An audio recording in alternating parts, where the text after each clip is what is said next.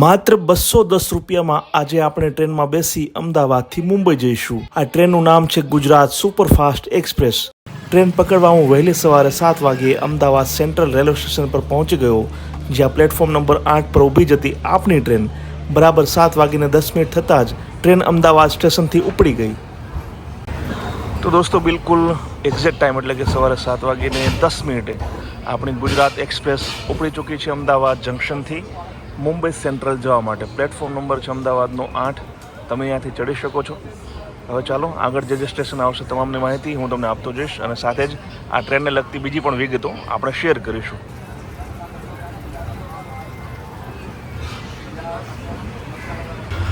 તો દોસ્તો, આજે આપણી જે સીટ છે તે આવે છે D3 કમ્પાર્ટમેન્ટમાં, અને સીટ નંબર છે આપણી 35, મિડલ બર્થ.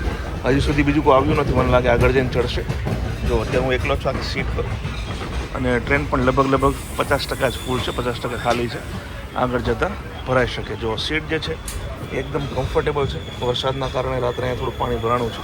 આ આપણી વિન્ડો કે જ્યાંથી આપણે બહારના નજારા જે છે એ એન્જોય કરીશું.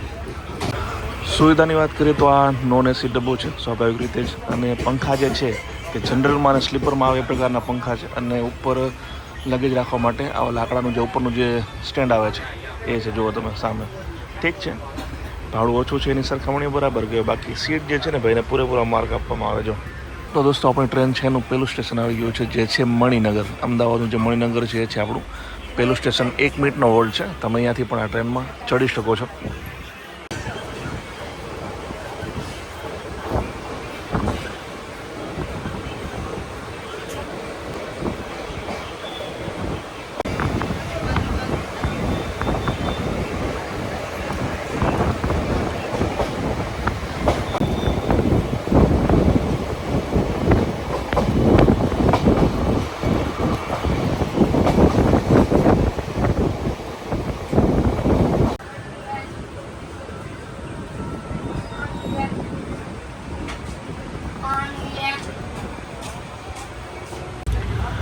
દોસ્તો, તમે બિલીવ નહીં કરો, પરંતુ આ ટ્રેન છે એ અમદાવાદ અને મુંબઈ સેન્ટ્રલ વચ્ચે લગભગ 25 જેટલા સ્ટેશન એવા છે જ્યાં વોલ્ટ કરે છે, એટલે ઊભી રહે છે. જેમ કે આ છે ખેડા મહેમદાબાદ રોડ. નાના દરેક સ્ટેશન પર આ જે ટ્રેન છે તે 1 મિનિટ ઊભી રહે છે. એના કારણે જ આ ટ્રેન છે તે મોડી પહોંચે છે. મતલબ કે એનો જે ટાઈમ છે, ડ્યુરેશન એ વધુ છે. જો આ સ્ટેશન નાનું અમથું છે, ખૂબ ઓછી ટ્રેન અહીંયા રોકાય છે, પણ આ જે આપણી ટ્રેન છે એ અહીંયા પણ રોકાય છે.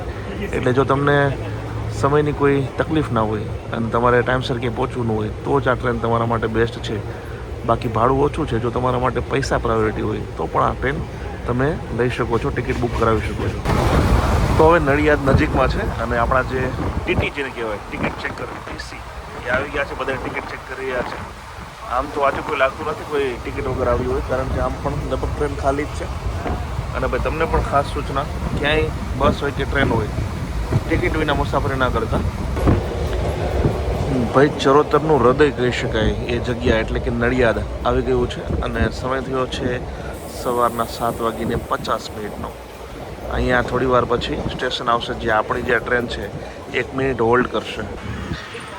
તો જુઓ, નડિયાદ સ્ટેશન આવી ગયું છે.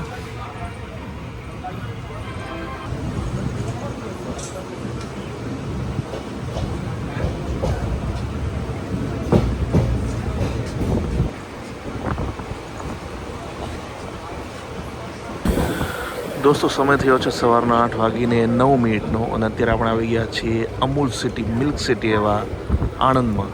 ચરોતરનું મેઇન સ્થળ, અનેક મહાનુભાવોની જન્મસ્થળી, કાર્યસ્થળી, કર્મભૂમિ, અને ખૂબ જ સરસ મજાનું શહેર આણંદ.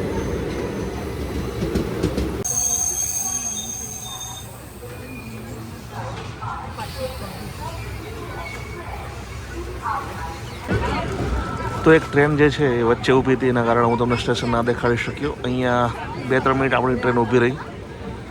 આણંદ જંકશન છે, અને ગુજરાતના જે જૂના રેલવે સ્ટેશન કહેવાય એમાંથી એક છે. અંગ્રેજો વખતનું છે, અને અમૂલ વિશે તો શું કહેવું, વિશ્વવિખ્યાત બ્રાન્ડ.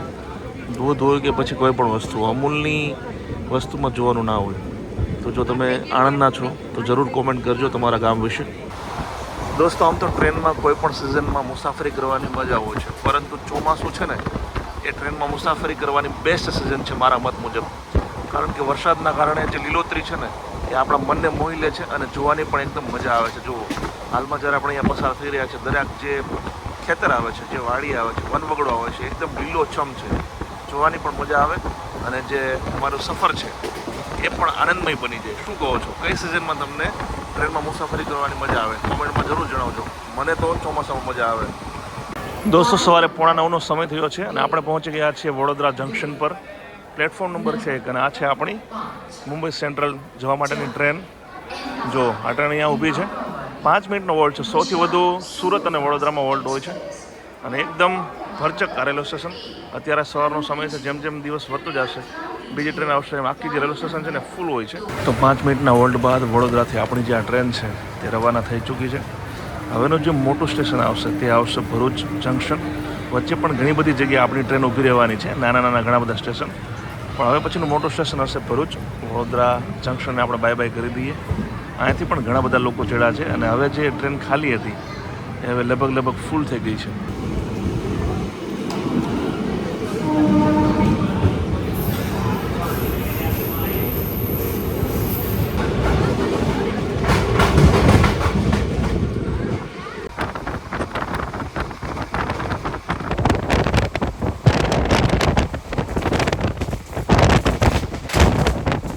દોસ્તો સવારના 9:45 થઈ છે અને અત્યારે આપણે આવી ગયા છીએ ભરૂચ જંકશન પર. ભરૂચ જંકશન અને આ છે આપણી ટ્રેન જે જઈ રહી છે અમદાવાદથી મુંબઈ સેન્ટ્રલ. D3 આપણી જે છે એ કોચ છે અને સામે જો કઈ ટ્રેન છે દેખાડું તમને. આ છે વિરાંગના લક્ષ્મીબાઈ ઝાંસી. આ બાંદ્રાથી ક્યાં જાય છે અહીંથી દેખાતું નથી, થોડું ઝૂમ કરી લઈએ તો ખબર પડી જાય.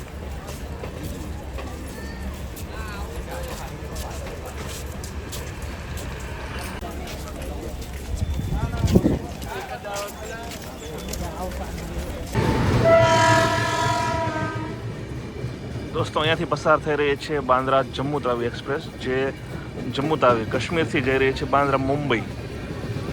કદાચ આ ટ્રેન ભરૂચમાં હોલ્ટ નથી કરતી કારણ કે સ્પીડ વધારે છે અને જો હજી સ્પીડ ઓછી પણ નથી થઈ એનો મતલબ એવો થયો કે અહીં ઊભી નહીં રહેતી હોય. એક્ઝેક્ટ ખબર નથી. બાંદ્રા જમ્મુ તાવી કોઈ આમાં મુસાફરી કરી ચૂક્યું આ ટ્રેનમાં તો જણાવો કે આ ટ્રેન કેવી છે. તો આમ તો ભરૂચમાં માત્ર 2 મિનિટનો હોલ્ડ હતો, પરંતુ અહીંયા કદાચ ક્રોસિંગના કારણે 6-7 મિનિટ અહીંયા આપણી ટ્રેન જે છે તે હોલ્ડ કરી. હવે આપણે આ ટ્રેન જે છે તેની સ્પીડ વિશે તમને જણાવી દઉં તો આ ટ્રેનની મેક્સિમમ સ્પીડ છે 110 કિલોમીટર પ્રતિ કલાક, જ્યારે એવરેજ સ્પીડ છે 56 કિલોમીટર પ્રતિ કલાક. તમે જ્યારે ટ્રેનમાં જતા હોય અને જ્યારે ટ્રેનમાં કોઈ ફેરીઓ સિંગ વેચવા આવે તો સમજી જવાનું કે નેક્સ્ટ સ્ટોપ જે છે તે ભરૂચ આવવાનું છે, કારણ કે ભરૂચની સિંગ એટલી વખણાય છે કે ન પૂછો વાત. વિદેશોમાં પણ અહીંયાની જે સિંગ છે તે એક્સપોર્ટ થાય છે, એટલી સરસ ક્વોલિટીની હોય છે. ભરૂચની બીજી કઈ કઈ વસ્તુઓ પ્રખ્યાત છે, જો કોઈ ભરૂચનું હોય તો કોમેન્ટમાં જરૂર જણાવે.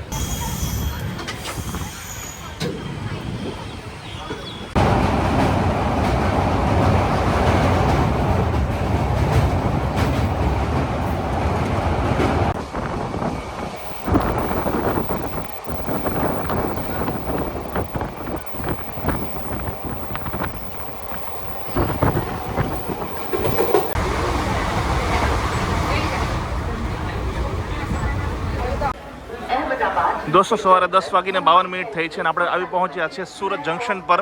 પ્લેટફોર્મ નંબર છે 2 અને આ છે આપણી ટ્રેન. જો આપણી ટ્રેન ઊભી છે અને અહીંથી મોટાભાગના લોકો ઉતરવાના પણ છે અને મોટાભાગના લોકો ઘણા બધા ચડવાના પણ છે. સૌથી વધુ ચડ ઉતર આ જ ટ્રેન જે છે આ જ સ્ટેશન ત્યાંથી થતી હોય છે.